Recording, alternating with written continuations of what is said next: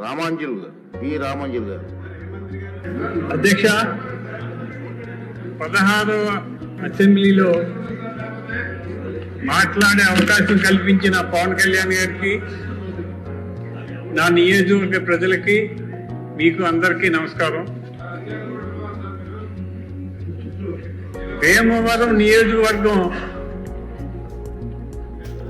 గత 5 సంవత్సరాలుగా పంట కాలువలు, మురికి కాలువలు తవ్వకపోవటం వల్ల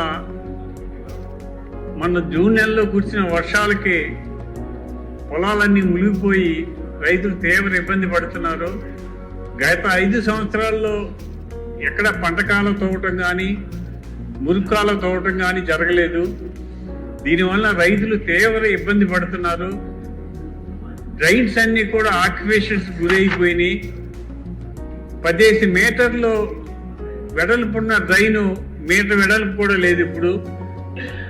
దీని మీద మీరు ప్రభుత్వం చర్య తీసుకుపోతే రైతులు వ్యవసాయం చేసే పరిస్థితి లేకుండా పోయింది. దయచేసి మీరందరూ కూడా అర్థం చేసుకోవాల్సింది ఏంటంటే, డ్రైన్స్, పంట కాలువలు అభివృద్ధి పరచకపోతే వ్యవసాయం కుంటుపడే ప్రమాదం ఉంది. ఈ భీమవరం నియోజకవర్గంలో ఏ పంట కాలువ కూడా సరిగ్గా ప్రవహించే పరిస్థితి లేదు. ఏ మురుగు కాలువ కూడా బయటికి నీరు వెళ్లే పరిస్థితి లేదు. దుక్కు వర్షం వస్తే చేలు మునిగిపోయే పరిస్థితి వచ్చింది. దీని మీద మీరు చర్య తీసుకోవాలని చెప్పి ప్రభుత్వాన్ని కోరుతున్నాను.